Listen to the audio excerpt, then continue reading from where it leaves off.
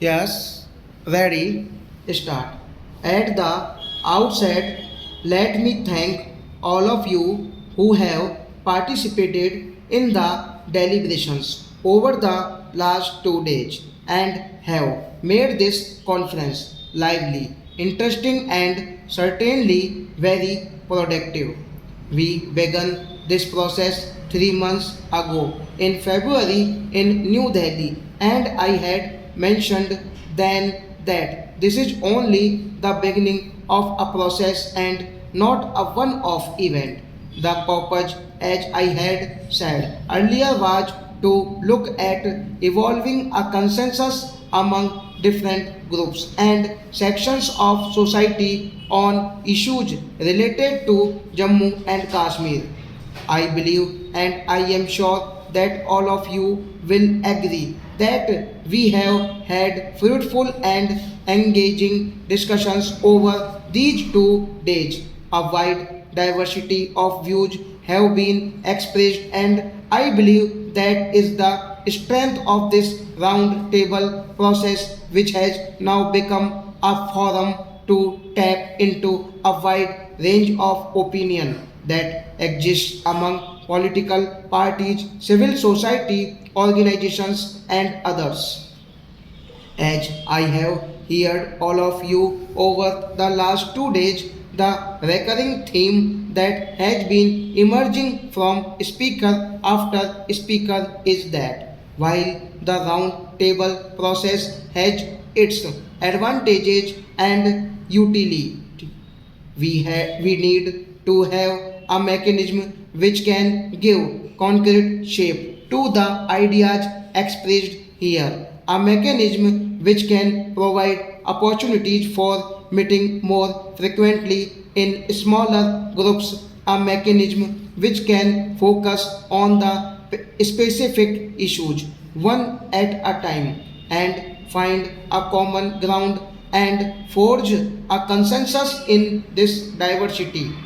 We have all had the chance to express our views both in Delhi and in Srinagar, and I believe that the time is now ripe to agree on the concrete mechanism for taking this process forward so that we can address issues which concern the people of this beautiful state. Before proceeding to the details of a mechanism which can carry forward the process, I would like to dwell on some of the more immediate issues which have been raised in the conference. I do realize that the people of the state are put to a certain degree of inconvenience because of the prevailing security situation, but it must be understood that this scenario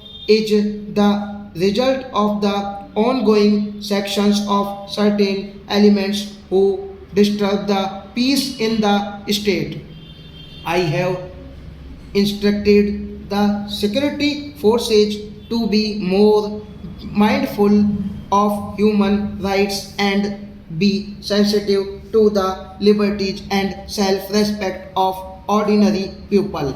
At the same time, it is our collective responsibility to create an atmosphere where the people of the state can be free from the fear of oppression and terrorist activities and can requires strengthening to about their normal lives like their fellow countrymen. If this requires strengthening the state police both in numbers and materially, the central government would be willing to support that. Another issue of immediate concern is the relief that we can immediately provide to those affected by terrorist activities and the state response to that. I have spoken in the past of the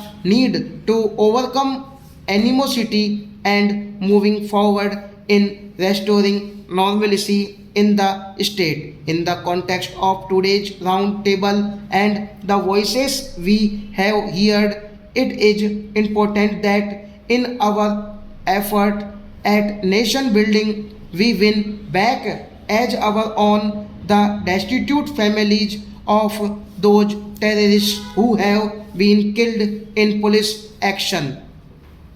We have initiated a number of schemes for rehabilitation of orphans of those who were victims of terrorism. Such schemes must be extended to all orphans who will need help in building for themselves a life free from violence and perceived revenge as upright citizens of this great state and of India.